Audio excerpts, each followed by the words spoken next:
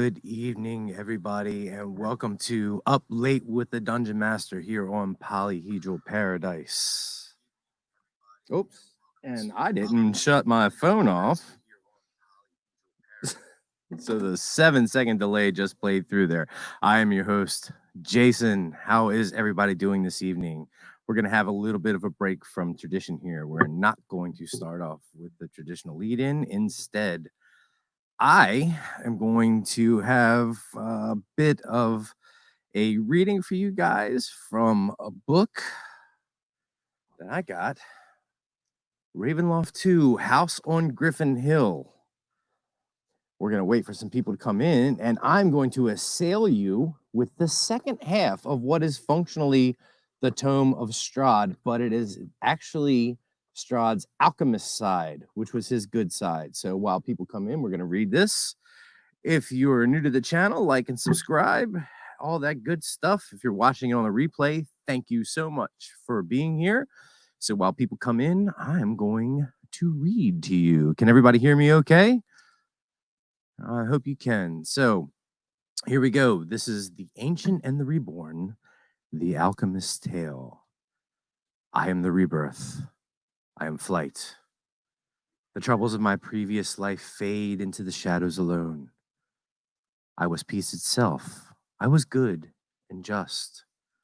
I practiced my arts for the benefit of all and healed the land of the gifts of a just God, tormented of my own The torment of my own dark self followed me. Within me was darkness and hatred and envy. As I looked about, so too did this black shadow of mankind's soul seep slowly into all that I did, blunting its power and sapping its strength. My own darkness, my own doubting, hatred, rage poisoned me as well. With so much done in the service of others, my own spite and pride tore at me in the black of my own mind. In the end, it said to me, all there is breath, and all these good works will be for naught. Then came the vision. I saw a way which I might rid myself of my own darkness. Indeed, I might not rid all mankind of its darker self. This would surely be perfection, joy, treasure. This was the apparatus. Once my mind conceived it, I could not rest until its completion. Many nights I did work in the basement of my secluded laboratory. My mind fevered with immensity of what I would accomplish, yet did success elude me?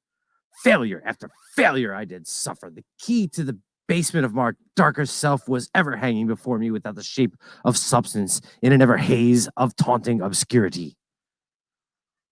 One night my tortured soul, bottled up with hate and anger, cried out, why had the gods made man so? Why must we be tormented by the contrast in this life? Faced constantly with the choice of light and dark, I would conquer this if I could. I would betray such a law. Then came to me with clarity the knowledge of what I must do. I saw the missing piece. It is a knob of crystal hewn so, its length just thus. The sulfur sphere, it all made sense. I vowed to leave thus for a time the past decreed by the gods, for in the end much good be accomplished by surely the gods would understand the need for that. Within a fortnight, the deed was done. The apparatus stood complete within my laboratory. The great sulfur ball and its mechanism, the receptors below arranged properly with the lead glass sphere. The test had all been successful. I could let no one but myself first within that chamber. But the power surged with us in the spinning sphere. Lightning laced the chamber. Arrows of brilliance flew from the receptors and pierced the glass. My soul, the darkness encompassed me. It screamed. When last I awoke, I was free, yet the great experiment worked all too well. I could marry with the good conscience that the woman I love know that she, her darker self, Within me would be no obstacle to our joy and happiness. We were betrothed, and the date was set.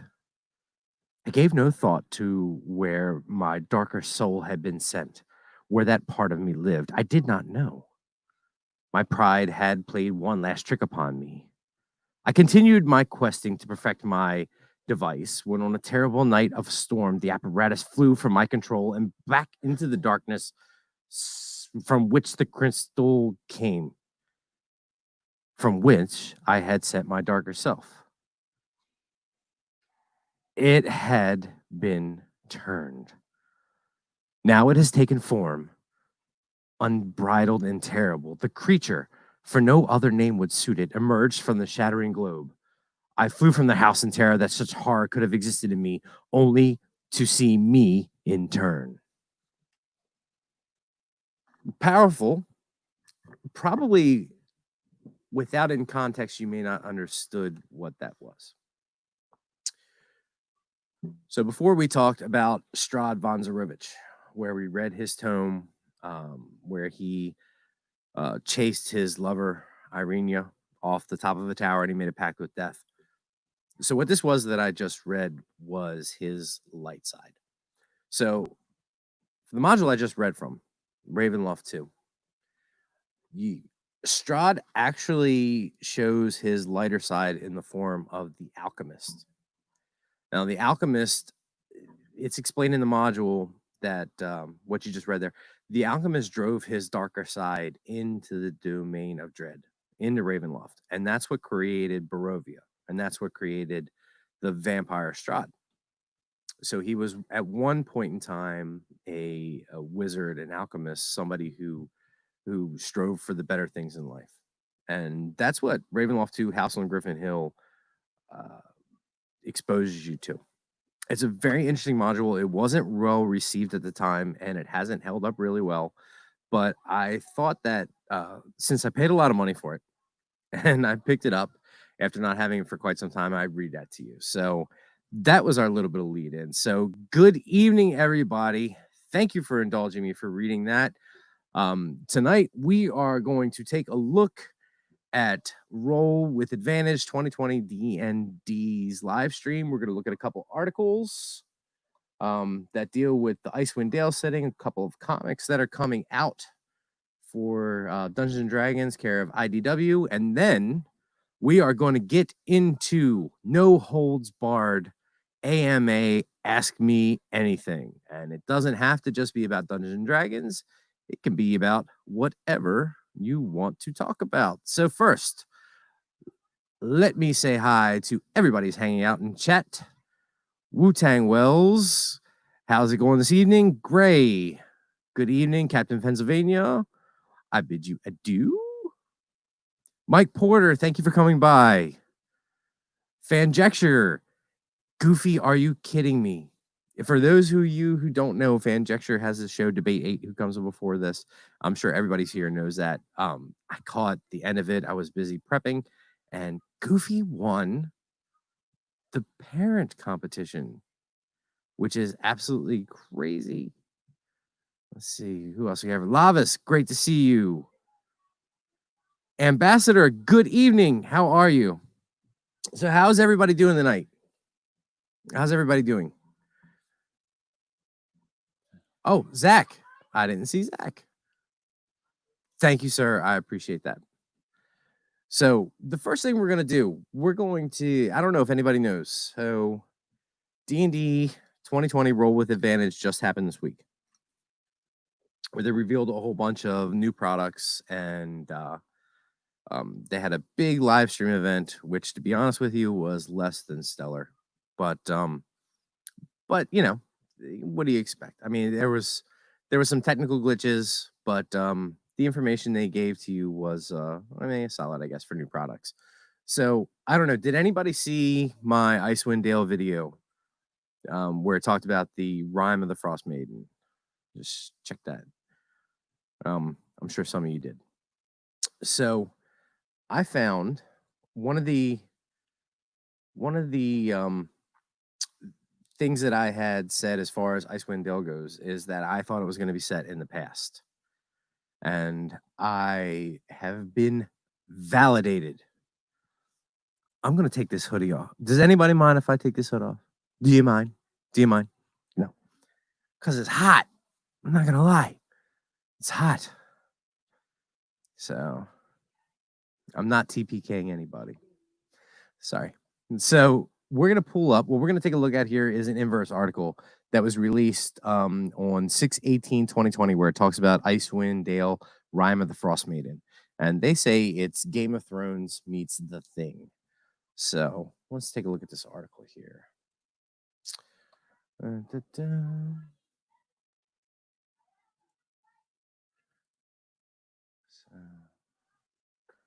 application window. Pardon me, guys. Icewind Dale, right there we go. So here we go. Icewind Dale, Rime of the Frost Maiden is Game of Thrones meets The Thing. I'm going to read it out to you guys. If you ever long for a Dungeons and Dragons adventure that resembles exploring the north of the wall in Game of Thrones, look no further than the latest sourcebook announced Thursday. Icewind Dale, Rime of the Frost Maiden is a new story for D&D adventurers level 1 through 12, full of secrets. And the icy monsters, inspired partly by John Carpenter's The Thing, could Jon Snow even handle it?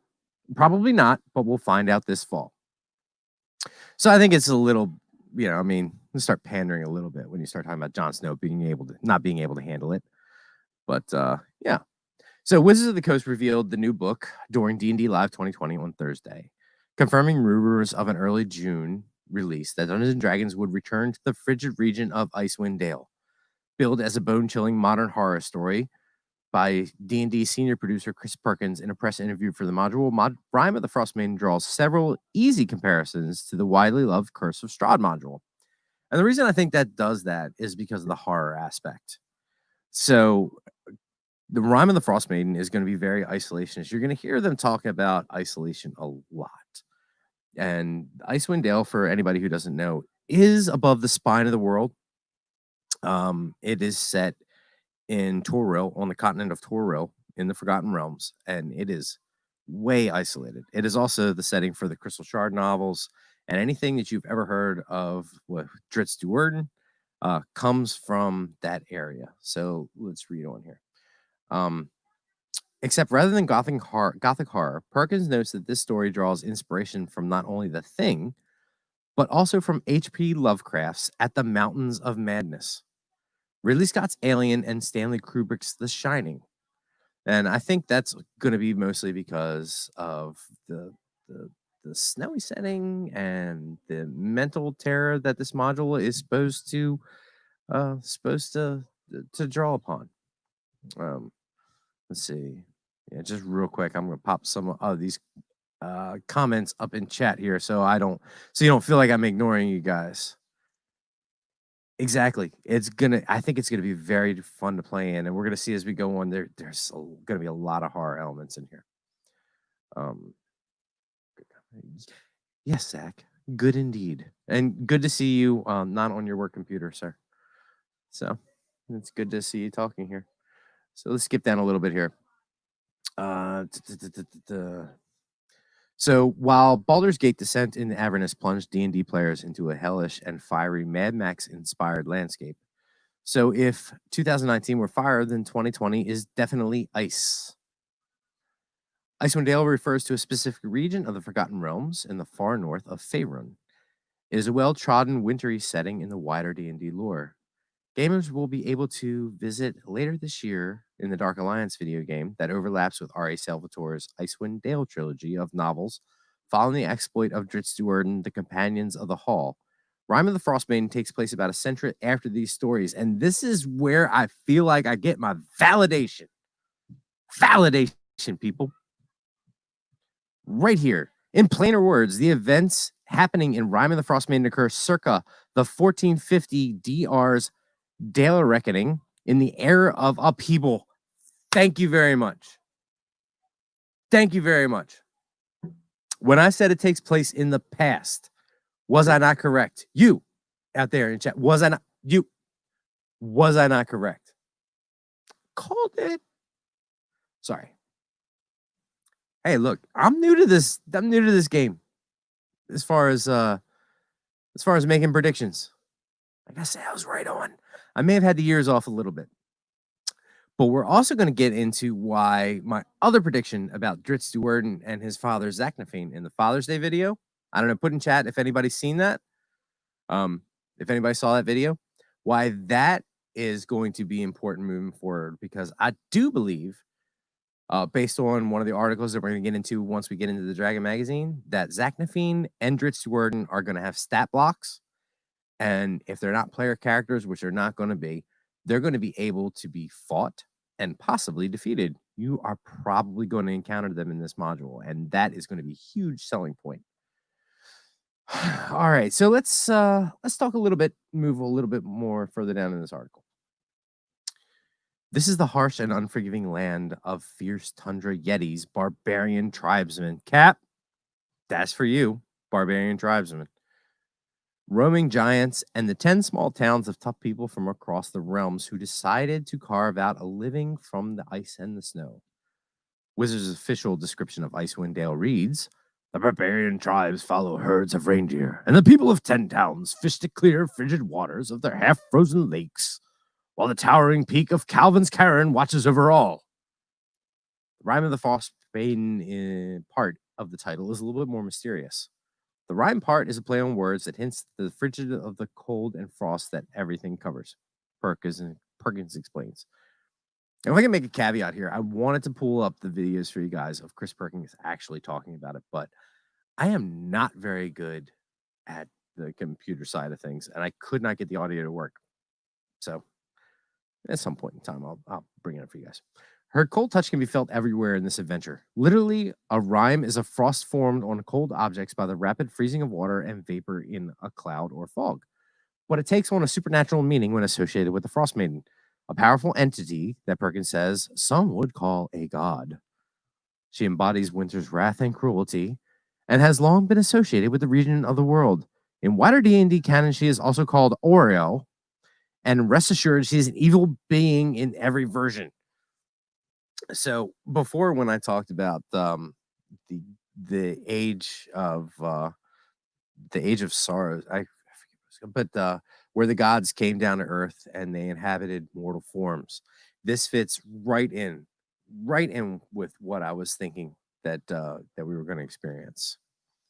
So let's see, we're going to read this a little bit, then we're going to get into chat. So let's see.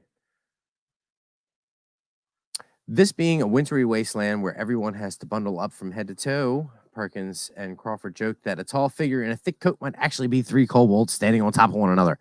And if we can go back up here and take a look at this picture. Case in point, right there. A tall kobold. There are three-tier kobold there. Let's see. So the future of 10 towns stands on the edge of an icicle. And if the players don't intercede, they will all be wiped out, Perkins says. The 10 towns are each part of a loose confederation of competitive but cooperative settlements. And then there are the Rigad nomadic barbarian tribes to consider as well. Players will engage in a series of smaller, more personal quests to help them explore the region before the wider mysteries of the region open up.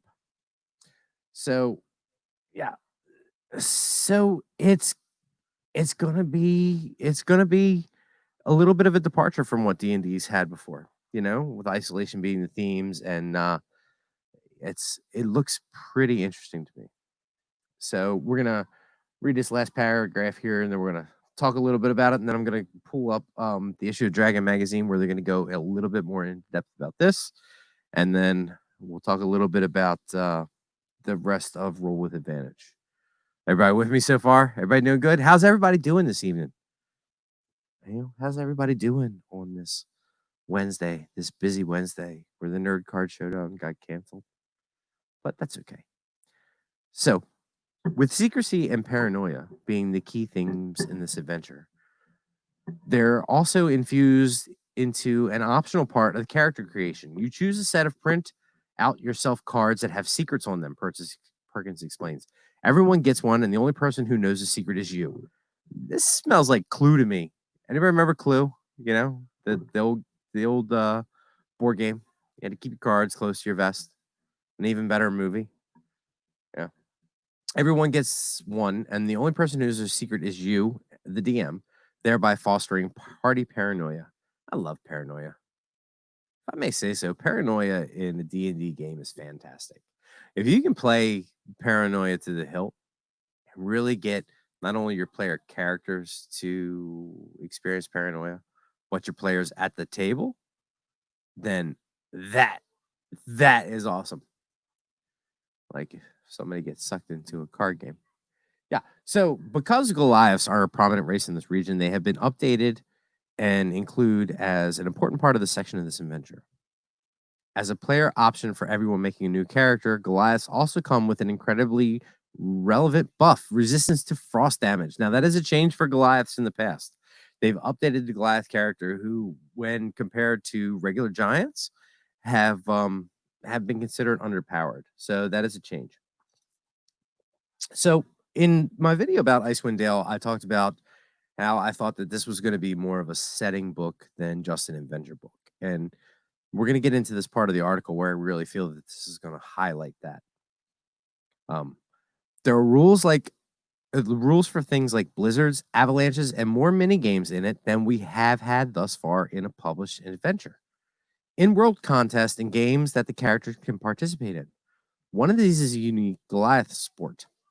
Oftentimes, the environment might present the greatest challenge, but Crawford also promises a truckload of frosty monsters. I'm sorry, truckload. Not tuckload. And that Rime of the Frost Maiden might have more monsters than any other adventure we've done thus far in this edition.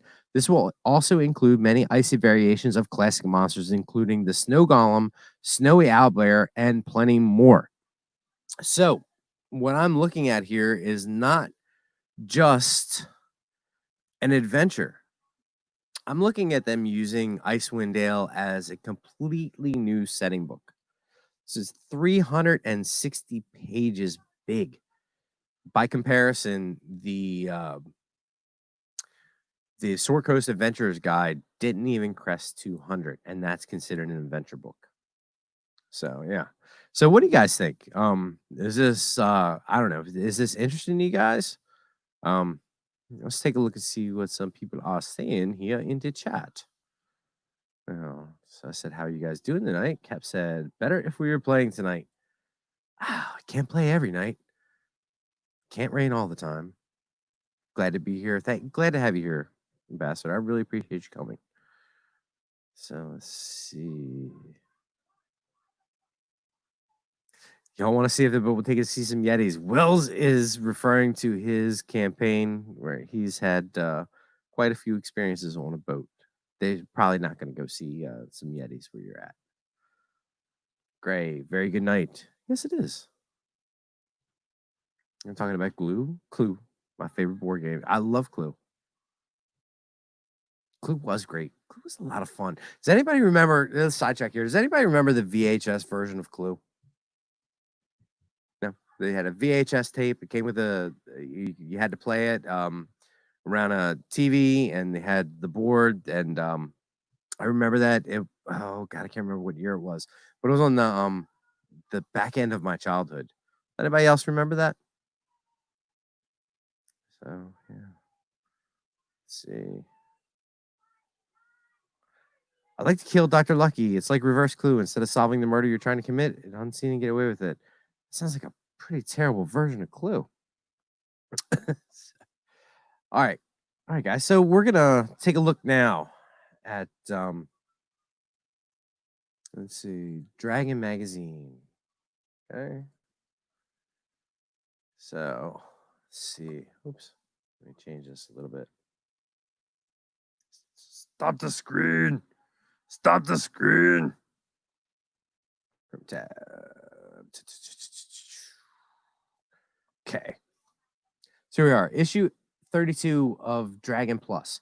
Now, if nobody has subscribed to Dragon Plus, I highly suggest you do so. Dragon Plus is a great resource for all people who play Dungeons and Dragons. And even if people don't play Dungeons and Dragons, it's great to go in there and read. So this is 32. So we're going to take here, we're going to take a look at some of the art from the new Rime of the Frost Maiden book. So imagining the ampersand, April Prime. April Prime plots the journey from concept to commission art in the latest D&D storyline. So we'll take a look at this, then go look at some of the other hidden gems in Rime of the Frost Maiden. So imagining the ampersand is something that artists do. And I don't know if anybody can see it. Take a look at this picture here. I'm going to make it bigger.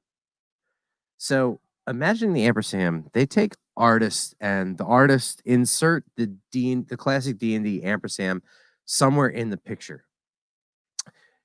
I haven't found it yet. Is anybody in chat able to look at this and tell me where they see the ampersand at? Can anybody see it? Because I'm looking and I do not see it. Is it maybe in the ear here? Is it in the ear? In the nose? I don't see it. So does anybody see it? No. Yeah, me neither. So we're gonna go ahead. So let's see here. So April Prime was the one that came up with the concept art for Icewind Dale Rime and the Frost Maiden. So Snowy Owlbear came out of a conversation when April visited our offices. Remembers D&D principal and narrative designer Chris Perkins. We hadn't decided if it would appear in the storyline until we saw her concept art. Until that point, we knew it had a final place for this lovable, huggable creature. Did anybody think a Snowy Owlbear is really lovable and huggable? I mean, not I, said the fly. So here's a couple pieces of concept art for the Snowy Owlbear. So, all right, anybody who's played, would you like to face a Snowy Owlbear in open combat? That's what I thought. So, all right, we're gonna go down to see a couple. There's some concept sketches of the Snowy Owlbear. Did everybody see that? So, oh, and this is interesting. As part of the expanded options, April also gave us more of a threatening version of the Snowy Owlbear, but immediately said, I want one I fell in love with. I want one that's deeply derp, sitting on his bum, looking like he doesn't know what's going on. A Snowy Owlbear wasn't the only creature that made it in Icewind Dale Rime of the Frost Maiden. Off the back of some innovative concept art, April's second task was to draw the knucklehead trout. And if you don't know, the knucklehead trout is an exported fish from the Icewind Dale region. Now, when I read the books, I didn't picture them at all like this. But I got to tell you, these things are humongous. Look at the size of these. Can everybody see those? Look at that. And you've got your side by side with a human male. They're humongous. And there is a knucklehead trout with orange slices. Delicious looking knucklehead trout. And this here, right here, Old Bitey. And everybody see that in the right-hand corner? Old Bitey. Okay. The knucklehead trout are huge, and the Huncho Taman, I was basing them off as a monster fish that lives in Mongolia.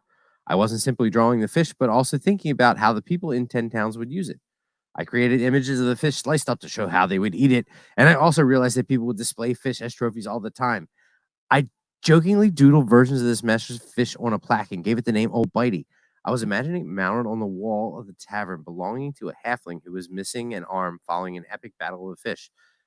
This is the part that is absolutely awesome. I almost don't want to spoil it. I'm going to read ahead. Does anybody remember the big mouth fish that used to have the singing bass that would hang on the wall? I'll give you guys a second. I'm going to wait a second if everybody remembers this and see if anybody in chat. Huge.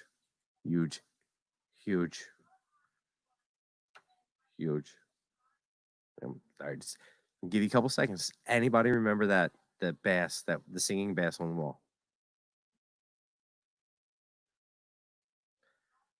All right. So I decided that somebody caught this fish, mounted it, and put it over one of the tavern mantelpieces in Icewind Dale. A wizard came along and later animated the fish so the fish would thrash occasionally and burst into song when anyone got close to it. Thus, Old Bitey was born. I got to write a little song for the fish to sing, and we put it in the book. They canonized the freaking fish that sings on the wall. They canonized the singing bass. How cool is that? How cool is that? That is fantastic. Look at him right there. Look at Old Bitey. He's got some scars. He's got a big head. Canonized a singing bass. That is fantastic. Now we're gonna get into here. Like, did you always want to be an artist? Prepare for the work? What is your process like? All that stuff is interesting. If here we go. Here's something interesting too. Do you have a favorite out of anything you created for Rime of the Frost Maiden? My favorite was Anna Gajuk, a sperm whale that can talk. The brief was that Anna Gajuk has a lodge strapped to his head that the characters sit in as he ferries them across the sea. I thought it was a shame not to take the opportunity to create a fantasy submarine. So in my concept art, I pitched the surface fitted to his head as being open-topped. Imagine a boat without sails that is strapped to his body using a big leather harness. And I had the idea of him being able to blow a whale-sized air bubble over the boat. The doodle that I did of him was probably the roughest drawing of all the ones I created, but clearly solid in the idea because Chris Perkins really liked it. Now take a look at this. That is cool. It's a whale with an N on its head. Now, personally, if I'm going to mesh D&D and Star Wars, I think that this thing on top of his head looks like Jabba's sail barge. Straight up. Jabba's sail barge strapped to the top of this whale's head. And then it creates an air bubble, a magic air bubble over top of it so they can dive down underwater. So you got one part Jabba sail barge and one part Gungan City. I mean, if we're going to tie in Star Wars and D&D. Let's see here. I assume you're talking about the bass, and Wells, I 100% agree with you. Right. It is, right? I mean, why not? If you're gonna have this thing in there, and you have the ability to have a wizard cast a spell on it to get it to sing, bring the open mouth, bring the bass into Icewind Dale. I don't think you would, Zach. You barely got on the last one, but whatever. But no, nothing else is coming close to the singing bass. As a matter of fact, if I never play it, somebody's coming across an open mouth bass, a bass at some point in time, a singing bass. So let's see. Let's take a look at this. What other characters should we look at? I cannot pronounce that name. I'm not gonna lie. Oyai Mintarok. Yeah, a Goliath werebear. Then that's a cool looking creature there. That is cool looking. I gotta say, the art for this book, from what I've seen so far, is pretty stellar. I don't know what people's opinions are of the 5e art. Some people have said it's lackluster. I don't agree. I think that some of this stuff is on par with some of the classics of D&D. And somebody flashed a magic card. I don't care. I flat out, I don't care. Stop showing me magic shit in D&D. I don't care. I don't care. Sorry. Stop bringing up Magic the Gathering when you're talking about D&D. I'm absolutely tired of that shit. Sorry, I shouldn't be cussing, I guess. Family-friendly stuff. It reeks of corporatism. If I'm going to tangent here, I need a tangent alert button. Should I tangent? I gave you 10 seconds to respond. Should I go on my tangent about Magic the Gathering and D&D? 10, 9, 8. Fuck it, I'm going to do it. Magic the Gathering being pushed in Dungeons and Dragons is the most ridiculous thing I have ever seen. They're two totally different games. One's a goddamn card game, and the other is an actual experience. Stop pushing Magic the Gathering in Dungeons and Dragons. I don't care if the settings are interesting. I don't care if you got some cool card that you can do some cool tricks. It's a card game. It's a card game. Get it out of D&D. I don't care if Wizards of the Coast owns it. I don't care. You're just trying to get your Magic the Gathering players to come over to D&D. Or you're just trying to get your D&D players to play Magic. Stop it. Stop giving me Mystic Odyssey of Theros. Stop giving me Ravnica. I don't care, man. Get Magic out of D&D. Too much? Maybe not. I don't care, Cap. I love you, but I don't care. It can be awesome on its own. It doesn't have to be awesome in Dungeons and Dragons. Anyway. So I just, but anyway, maybe I'm alone in this. Okay. So we're gonna skip past the Magic the Gathering bullshit. Yeah. I also found a really good reference picture of a hyena that had just shoved its face into a fresh kill. So the final art is technically covered in blood, fresh blood, much redder than you think it is, especially since the snow covered landscape, which is blue, white, and gray. Okay, so this I skipped a little bit with my rant. This is a vampiric knoll. A vampiric knoll. I mean, that is awesome. Look at the picture of that. Look, a vicious conquistador card. Oh, I'm a vampire. He's ambitious and tireless and utterly ruthless. And I put the card down and can do absolutely nothing other than what the fucking card says. Get out of my face with magic. Anyway, when did you first get into Dungeons & Dragons? First play D&D, what's your favorite class? So this just goes on. The author goes on to talk about that. So April Prime's work is really good. And it looks like she's done a lot of stuff for Magic D&D. I really feel bad for the Magic rant. I mean, I don't feel bad for it, but I feel bad for having dropped that guys on you guys because you didn't really ask for that. Anyway, what does everybody like? Let's take a poll here. How's everybody feel about Magic creep in Dungeons and Dragons? I mean, I know you have to notice it. People have been playing Dungeons and Dragons. You have to notice Magic creep. So let's see. Let's see what people are saying here in chat. We saw that. Trina, I thought you might appreciate that. A little hot take. I don't usually get heated, bro, but being about Magic the Gathering and Dungeons and Dragons, I may get a little heated. Yes. Yes. Let the heat through you. I said that wrong. But yeah, thank you, Adam. Ubiquitous cry faces. I try not to, Zach. I try not to. I try not to embrace the dark side. Because there's no need for all that anger. Yeah, I mean, I got some things to say. Honestly, about Magic the Gathering in Dungeons and Dragons. Let's see here. Fair enough, Adam. I will, if it was up to me, I would totally, there would be a line of demarcation. I mean, there would be across this line, you do not, I would set Magic the Gathering over here on whatever its stupid ass card game pedestal wants to be, like Uno for geeks. I don't know, whatever. And then a real game, Dungeons and Dragons, I would totally separate the two. That's fine. I would totally do that. No problem. Yeah. Oh, the Snowy Owlbear? Hell yeah. Yeah. Oh yeah. Yeah. Yeah. Because I don't want to waste my time throwing some cards down on the table. If I want to play some cards, I'm gonna play some spades or some tonk or something. But isn't it though? Isn't it? It's a card game. You can spend all this money on a deck of cards.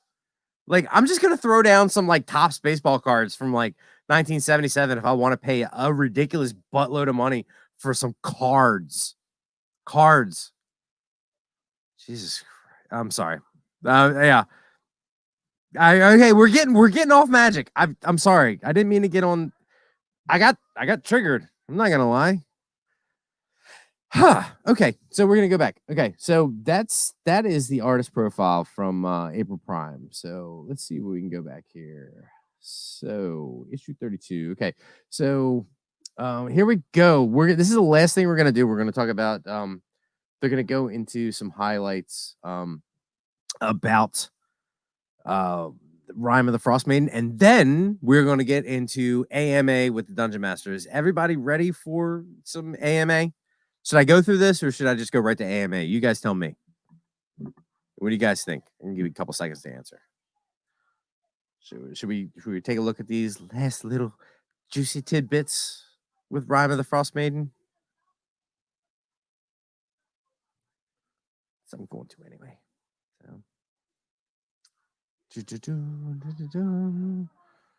We're gonna ice them down. 2 years they were working on for 2 years. Got ice in its veins, secrecy in its themes. This is stuff we've heard before. Let's see. Players can play it one of two ways. This is about the secrets. Okay, so secrets are going to be inherent. We already talked about that. I think it's worth pointing out the thing. They beat the thing to death. Okay, guys, take a look at this. Oh, I still got that up there, Cap. Sorry, my bad. So I got so heated, I didn't pay attention to what my screen looked like. My bad. So this is a variant cover for the Rime of the Frost Maiden. What's everybody think of that? Does everybody think that looks as badass as I think it does? That is cool. Because I don't usually buy the variant covers of books, but I would buy this one. So let's see. Paranoia aside, the Dragon Pulse. Okay. So this is sort of echoes what we talked about before, where Chris Perkins and I were chatting, and I think this adventure has more monsters in it than any other adventure we've done thus far for 5th edition. Even if you may not want to run this wonderfully chilly horror adventure, you can be sure you're going to get a truckload of frosty monsters. My favorite is a snow golem, which is terrifying, Crawford says. This book has rules for everything like blizzards and avalanches, everything we do. You see, I read all this before. See? Yeah. Here's something interesting.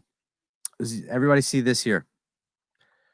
So this is almost like we got with Laurel Silverhand's Explorer's Guide, where we're going to get this new set of dice here, and then we're going to get a bunch of cards that showcase Icewind Dale.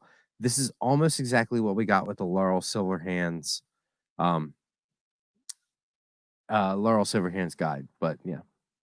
So 45th anniversary, Elven Bread. Okay, so we're gonna get into a couple more things that they showcased in Roll With Advantage. So they came out with a Dungeons and Dragons cookbook. It's an official cookbook. Dungeons and Dragons is also no stranger to taking over kitchen tables, but it is usually more accustomed to doing so with maps, miniatures, and DM screens. Kyle Newman, John Peterson, and Michael Whitworth's cookbook, Heroes Feast, the official Dungeons and Dragons cookbook, collects 80 recipes inspired by the magical world of D&D that have been developed by a professional chef. How will you satisfy your craving for adventure? Hogs and bedrolls, iron rations, Hamlet golden roasted turkey, drow mushroom steaks, or moonshay seafood risotto. The cookbook releases October 27th, 2020 with an MSRP of $35. Now, if anybody was watching the live screen, that was a mess. It was a mess. So a couple of the cooks that were on there, bottom of the third of screen was completely cut off. You couldn't see what they were making. Some of the guys were filming with their cell phone. And I swear, if I'm watching a professional stream and people I just know, like Adam and Josh, Star Wars Santa, and some of the content creators I watch on YouTube, if they do a 1000% better job than a company, a multi-million-dollar company at presenting, I'm like, I'm out. I couldn't watch their presentation. It didn't matter to me how great their cookbook was or like how interesting it was. I couldn't watch the presentation. I found a lot of this with Roll With Advantage this year. The presentation was horrible. Absolutely horrible. But, you know, I mean, it was a cool cookbook, I guess, if I could have seen what they were making. But yeah, that's just a side note. If anybody's watching from Wizards of the Coast, you need to step up your game. It's not that hard to figure this stuff out. I look halfway decent, and I'm nobody. So another thing that came out was that IDW is coming out with not one but 2 comic books. One of them is a Stranger Things tie-in. Stranger Things tie-in. You can see it right here on the screen. So what the comic book is, it's pretty meta. It's not about the boys in the real world dealing with the things that they have dealt with in Stranger Things. It is about their D&D characters and what they have done. So it's them as their D&D characters, which on its surface is interesting. But if you're a fan of the show, I'm like, why are they still playing D&D? Like, you dealt with a real life Demigorgon. Like, wouldn't you be like, nah, fam, I'm good. I'm playing it shit no more. I'm rolling dice. I just actually dealt with that stuff in real life. But I guess as far as like an official tie-in, this is pretty interesting. So you got Dustin, Mike, Lucas, and the other one. Can't remember his name. But anyway. Yeah, so that's kind of interesting. So that's the one comic that IDW is coming out with. And I think that's coming out in October, shortly before Halloween. So hold on a second here. We got a question in chat. Which is no question, but have you read the Joe Manganiello? I have not read it. No. But I have entered the played D&D with Joe Manganiello contest with Omaze. I'm going to win that. I'm going to.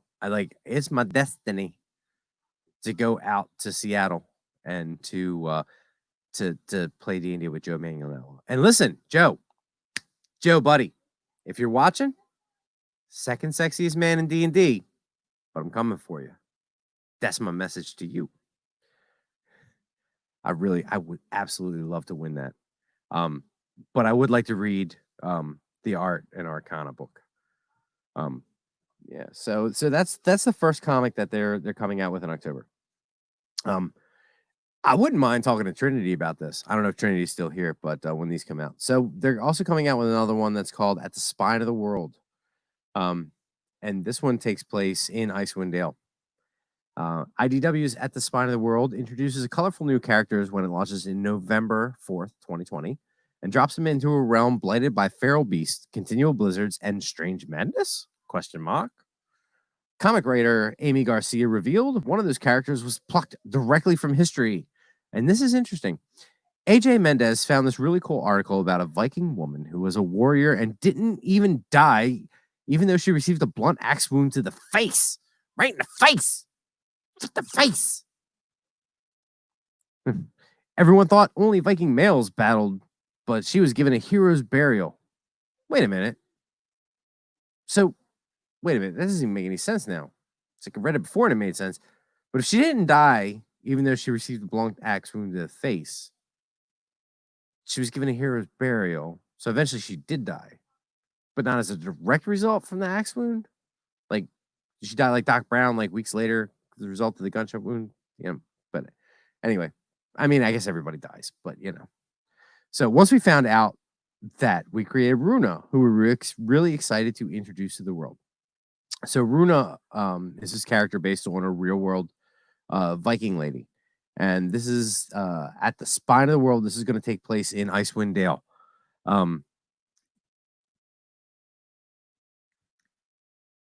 Yeah, I mean, more or less, Zach. That's true. But when I die Oroko Saki, it'll be with honor. Who said that? Or when you die Oroku Saki, it'll be without honor. 6 and 1/2 dozen the other. I got Ninja Turtles on the brain from this morning.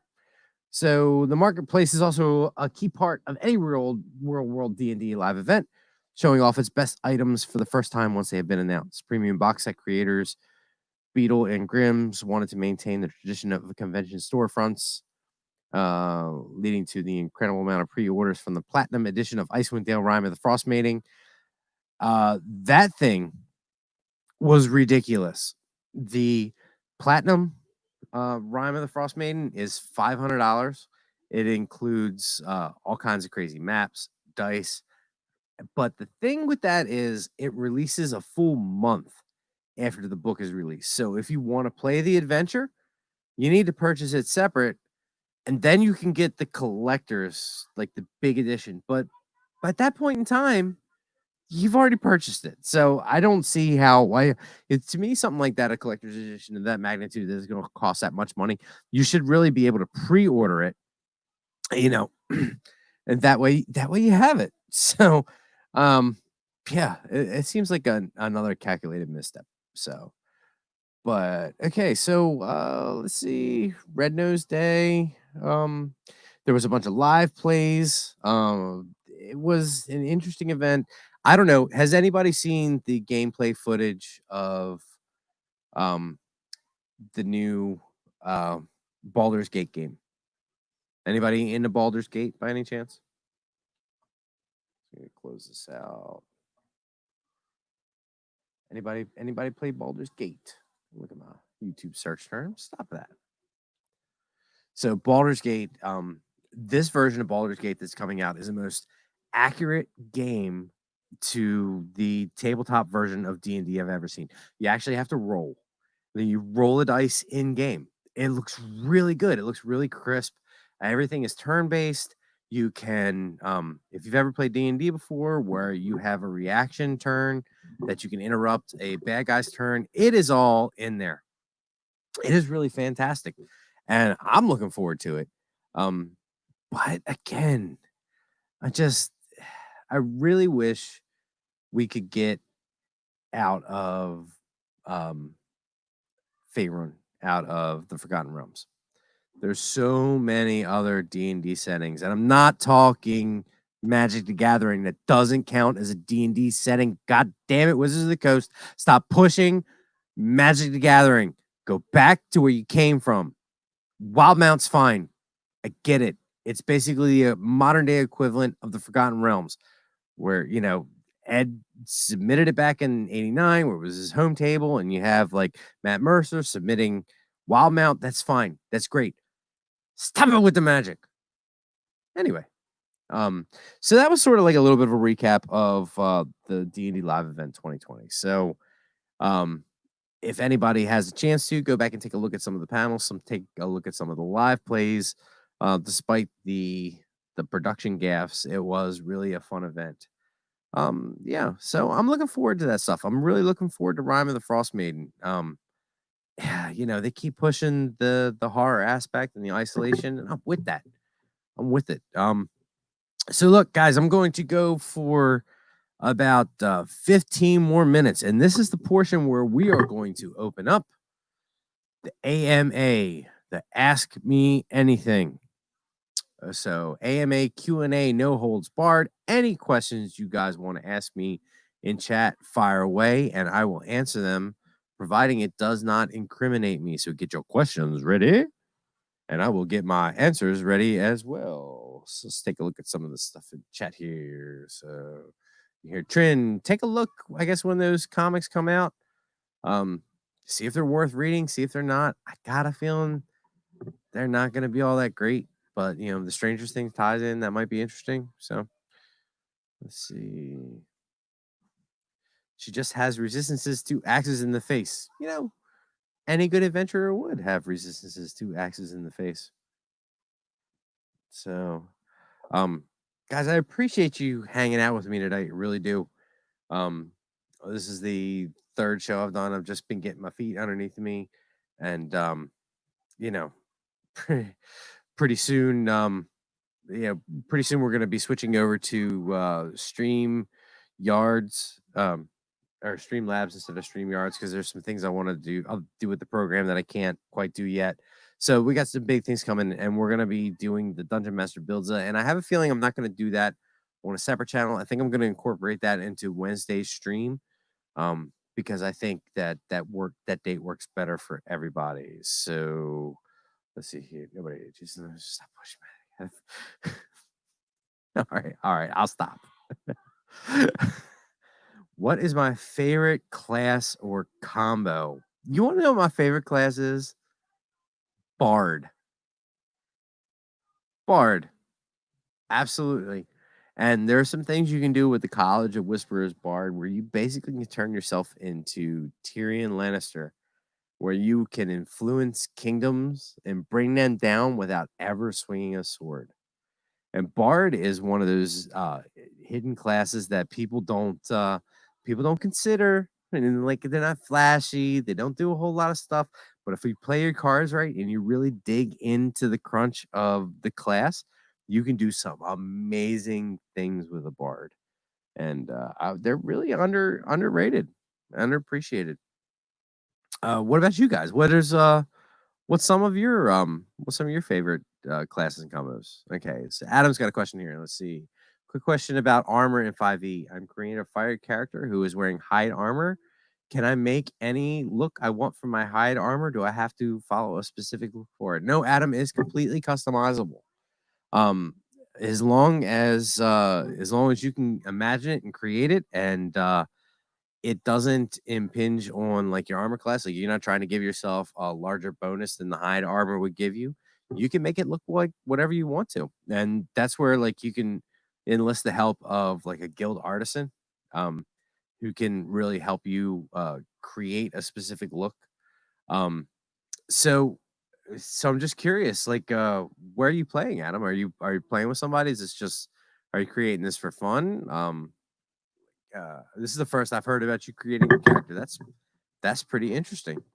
But no, you can have it. The physical look of everything is completely whatever you want to do. The stats are the most important thing. So that's gonna be what it is. That unless you get some sort of enchantment or you do some other things to up the armor class, that's gonna remain the same. But as far as look goes, as long as it doesn't affect functionality, it can look like whatever you want it to look like. Let's see. You want to say that about the cleric? I mean, cleric. About the bard? Yes. Yeah. I'm in love with the bard. I mean, there's nothing wrong with bards. I'm trying to get my friend Paul. Some of you have seen me mention Paul in the chat before, and he was my friend that I mean, he's been my friend forever, but he was the one that got me into 5e or not 5e, 3.5 to begin with. And we were having a discussion, and he wants to come over to 5e and he wants to make a bard. And I told him, go for it, man. And we don't have a bard. I fit him into a campaign somewhere and drop him in, playing his lute, pissing people off, petting his masterpiece. Yeah. So I'm not gonna read that, Adam. Oh, I read it. Okay, I read it. Because Adam, I want you to get involved. I want you to play. When we do the Dungeon Master builds, you're going to get involved. I swear. Even if I have to work with you on my own, and we're gonna get you involved. Yeah, clerics are fun too, and it's interesting, Zestra, because we're going to at some point. I mean, if you want to, we're going to dive into the world of Mystara, and in Mystara, clerics work a little differently because there's no gods in Mystara. There's only immortals, so the piety structure is completely different. You don't just pray to one god, you pray to a pantheon of immortals. So it gets pretty interesting once you start looking at these other worlds and realms. Clerics work differently. And if we ever go to Ravenloft, I apologize in advance. I do apologize in advance. Let's see. Zach here. Zach's got a question. I really want to try the Druid Barbarian combo now. If you can rage while in wild shape. Yes. Yes, you can. And that is interesting. But you're gonna want to wild shape before you rage. Where's it rage before you wild? I don't know. We talked about it. I can't. I had the book in front of me and I've had a couple ciders and I can't remember which one it is. But yes, you can do it, and it's gonna be deadly if you do. You should watch one of the games too. Yeah, so that's another thing that we're gonna do coming up soon. I think one of the things was brought up to me by who was it? Was it Lavas? Because a lot of people here who watch this, even though they're in the community and stuff, haven't really had too many experiences with actual gameplay. So what I'd like to do is get together a group of willing participants who don't mind being on camera, and I'd like to run through a sample game one time. I don't know, anybody out there on chat up for it? Because I would like to do that and just do a sample gameplay, live play, just a quick hour session, nothing major, but just to give the people who watch the show an idea of how the game's actually played and how much fun it can be. So it's a lot of fun. It really is a lot of fun. Right? Right, Cap? Right. Yeah, you get around the right group of people. It's a lot of fun. Yeah. Yes, Wells. I definitely want to do Eberron. Wells caught the bug big time, if you don't mind me saying so. I'm gonna say so anyway. He was texting me pictures of all the books he's gotten, and Eberron is a very fun setting. It's very fun because it basically gives you magical reasons for everything that you see around you, like that elevated train that's riding around on a track. It's not powered by electricity; it's powered by a elemental. That airship that you see flying, it's not powered by helium. That airship is powered by an air elemental. Yeah, that robot that you see that's working in your house, it's not a robot. That's a golem. That's all done by magic. So it's a very Eberron is recovering from a war that devastated a lot of the world, but it's all high magic, and it's not. I know people like to say that Eberron is steampunk. It is to a degree, but it's also very noir. If you can picture like Art Deco settings, everything is curved lines. Everything is it's sorry, I'm holding my clip. Yeah, it's not quite steampunk. I mean, steampunk is a nice catch-all term for it, I guess, but it's not really. It's something completely its own thing. Let's see. That is what we talked about. Yes, Rage Before Wild Chip. So let's see. Yeah, man. Yeah. Maybe we can do that. So Cap just said Monday. Yeah. So what we may do, the Monday group, if everybody's up to it, maybe instead of doing a live stream on a Wednesday, doing something separate, maybe we'll just live stream one of our sessions on a Monday. I don't know. How's everybody feel about that? Yeah, I think that'd be a good idea. Yeah. Yep. Yeah, it would be cool. Gray's down. Gray's good. Gray's down. Gray down. Yes.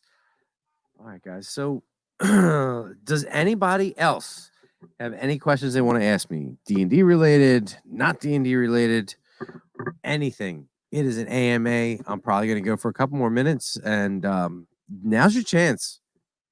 I mean, this is it. I'm an open book. 30-some years of experience. It's 47 years on. No, wait a minute. No. 42 years on this earth. Anybody have anything they want to ask me? 8.5 is my shoe size, but don't let that fool you. Oh, while while we're waiting for some questions to come in, I give a shout out to my daughter for this awesome dice bag. So this is my chainmail dice bag she got for all my die. So that's pretty cool. And she also got me this dice tray. Like it folds out, it unsnaps so you can carry it with you. And what I'm gonna do is, because my wife told me where she got it, and I know where I can get some more, I'm gonna take and put the ampersand on here and sell these. Yeah. So while we're waiting for some more questions to come in, I'll just take this opportunity to remind everybody, at 100 subscribers, we are giving away the dice tray that is branded with the Polyhedral Paradise logo and colors and ampersand. That is going to be fantastico. Also thinking of at some point opening up a Patreon if anybody is interested in joining. The Patreon's we're probably going to have some live play sessions on the Patreon. Maybe it's very early on in thought. And honestly, before I even hit 100 subscribers, I don't even know if it's worth mentioning, but I had it brought up to me, so I feel like I should address it. So let's see. Can people watch? Yes. Yes, they can. And I have seen you do so, and I'm sure you will. Let's see. Stuff. Nah, it's cussing's fine. I think I cussed enough this stream, which I really didn't plan on doing. But, magic just got underneath my skin. Somebody brought up magic. Can't think of a question. That's fine. It's all good.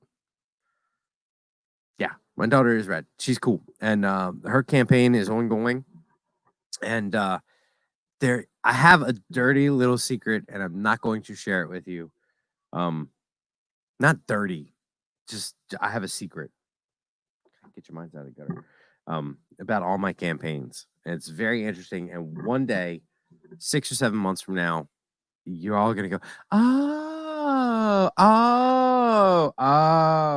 and it's gonna be wonderful, and I'm gonna love it. But yeah, Anyway, guys, if nobody has any further questions, I think I may have taken up enough of your time. Thank you for joining me this evening. We talked some House on Griffin Hill, the 2 different versions of Strahd. We talked some D&D, went over some Roll With Advantage 2020, all the Icewind Dale stuff that there is to print. I really appreciate you guys hanging out with me on this Wednesday night. Thanks to everybody who was in. Thanks to Mike Porter. Thanks to Wu-Tang Wells, Captain Pennsylvania. Lavis showed up. Adam from Fanjecture, hot on his Debate 8 disappointment with Goofy winning the father of the year, so to speak, or like the Disney father. Like, that is just ridiculous. I'm glad I missed most of that. But yeah, Zach, thank you for showing up. Let's see, did I miss anybody? Trinity, thank you again for coming. I said Mike Porter. Guys, I really appreciate the support for being such a young channel. Thank you for hanging out with me. And until I see you guys next time, may all your rolls be with advantage. I'll catch you guys sometime tomorrow.